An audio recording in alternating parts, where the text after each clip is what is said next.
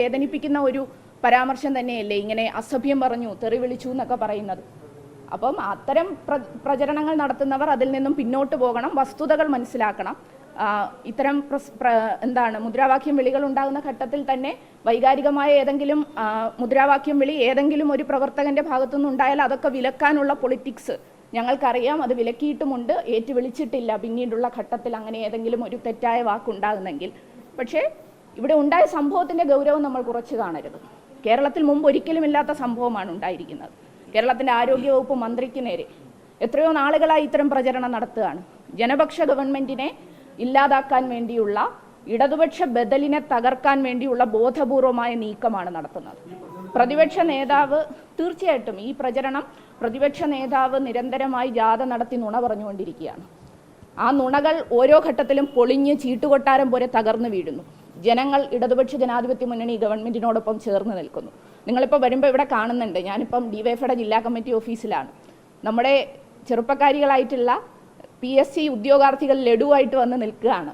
അവർ വന്ന് നിൽക്കുന്നത് പ്രായപരിധി 40 വയസ്സാക്കി മാറ്റിയതിലുള്ള സന്തോഷത്തിൻ്റെ ഭാഗമായി വരികയാണ്. അപ്പോൾ ഇങ്ങനെ കുട്ടികൾ, സ്ത്രീകൾ, നമ്മുടെ നാട്ടിലെ ചെറുപ്പം എല്ലാവരും ഈ ഗവൺമെന്റിനൊപ്പം നിൽക്കുന്നു. അപ്പോൾ ഈ ഗവൺമെന്റിനെ തകർക്കണം, അതിന് എല്ലാ തരത്തിലുമുള്ള നുണപ്രചരണം നടത്തുന്നു. മുഖ്യമന്ത്രി മുതൽ വളരെ സാധാരണക്കാരായ പ്രവർത്തകരെ വരെ ആക്രമിക്കുന്നു. ബംഗാളിലും മറ്റിടങ്ങളിലുമൊക്കെ നമ്മൾ കണ്ടതുപോലെ കയറി വന്നങ്ങ് കയ്യേറ്റം ചെയ്യുകയാണ്, മർദ്ദിക്കുകയാണ്. ഇതെങ്ങനെ അംഗീകരിക്കാൻ കഴിയും? അതിൻ്റെ ഭാഗമായിട്ടുള്ള പ്രതിഷേധങ്ങൾ ഉണ്ടാകും.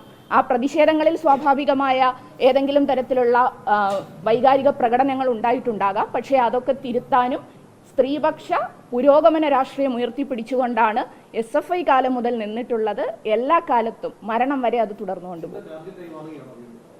പല ഘട്ടത്തിലും ഇപ്പം നിങ്ങൾക്കെല്ലാം അറിയാമല്ലോ, ഇത്തരത്തിലുള്ള ഒരുപാട് ആരോപണങ്ങൾ ഇപ്പം എനിക്ക് നേരെ മാത്രമല്ല, ഓരോ വ്യക്തികൾക്ക് നേരെ, പ്രിയങ്കരിയായിട്ടുള്ള മുൻ ആരോഗ്യവകുപ്പ് മന്ത്രി ശൈലജ ടീച്ചറിനെ ഉൾപ്പെടെ ഏതൊക്കെ നിലയിലാണ് പറഞ്ഞ വാക്കുകൾ എന്നുള്ളത് നമുക്കറിയാം.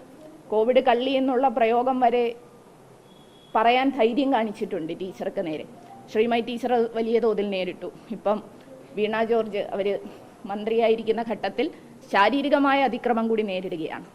ഞാൻ വളരെ ചെറുപ്പത്തിലെ ഇത്തരം വ്യക്തിഹത്യകൾ നേരിട്ടുകൊണ്ട് തന്നെ വരികയാണ്. പക്ഷേ ഇതൊക്കെ ആ പ്രധാന വിഷയത്തിൽ നിന്ന് ശ്രദ്ധ തിരിച്ചുവിടാൻ വേണ്ടിയുള്ള ഗൂഢാലോചനയാണ് എന്ന് മനസ്സിലാക്കണം. ഇത് പ്രചരിപ്പിക്കുന്നവർ മുഴുവൻ വിഷ്വൽ കാണണം, അത് തിരുത്താനും അതോടൊപ്പം തന്നെ അത് ഏറ്റുവിളിക്കാതെ തുടർന്നു പോകാനും. ഇതൊരു മാസമായി നടക്കുന്ന ഒരു പ്രതിഷേധ പ്രകടനമല്ലേ.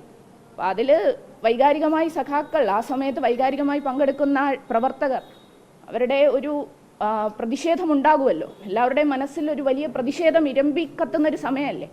പക്ഷേ നമ്മുടെ രാഷ്ട്രീയം എപ്പോഴും സ്ത്രീപക്ഷ രാഷ്ട്രീയവും ദളിതുകൾക്ക് ഒപ്പം ചേർന്ന് നിൽക്കുന്നതും അരികുവൽക്കരിക്കുന്ന മനുഷ്യർക്കൊപ്പം ചേർന്ന് നിൽക്കുന്നതും സാധാരണക്കാർക്കും ഒപ്പം ചേർന്ന് നിൽക്കുന്നതാണ്. അപ്പം അത്തരത്തിൽ ഒറ്റ ലൈൻ സ്ക്രോൾ ഇറക്കി അസഭ്യ വർഷവുമായി ചിന്തയെന്ന് കണ്ടതുകൊണ്ടാണ് ഞാൻ പെട്ടെന്ന് നിങ്ങൾ വന്നപ്പോൾ. ഇല്ലെങ്കിൽ ഇതൊക്കെ അങ്ങ് പോട്ടെ, അതൊക്കെ ഈ തെരഞ്ഞെടുപ്പൊക്കെ അടുക്കുന്ന ഘട്ടത്തിൽ ഇങ്ങനെയൊക്കെ പലതും പറയുമല്ലോ എന്ന് കരുതി വിടും. പക്ഷേ ആ സ്ക്രോള് കാണുമ്പം ഇനി ഞാൻ എവിടെയെങ്കിലും അങ്ങനെയൊക്കെ പറഞ്ഞോ എന്നാരെങ്കിലുമൊക്കെ നമ്മളെ സ്നേഹിക്കുന്നവർ തെറ്റിദ്ധരിച്ചാലോ, അതുകൊണ്ടാണ് ഒരു വിശദീകരണം പറഞ്ഞില്ലേ. ഇതൊന്നും വിശദീകരണം പോലെ ആവശ്യമുള്ള കാര്യമല്ല, അത്രമാത്രമേ പറയാനുള്ളൂ. ലോകത്തെവിടെയായാലും ഏത് സമയത്തും 24 വാർത്തകളും ഓഗ്മെന്റഡ് റിയാലിറ്റി പാക്കേജുകളും എക്സ്പ്ലെയിനറുകളും വിശദമായി കാണാൻ ഞങ്ങളുടെ YouTube ചാനൽ നിങ്ങൾക്ക് സബ്സ്ക്രൈബ് ചെയ്യാം.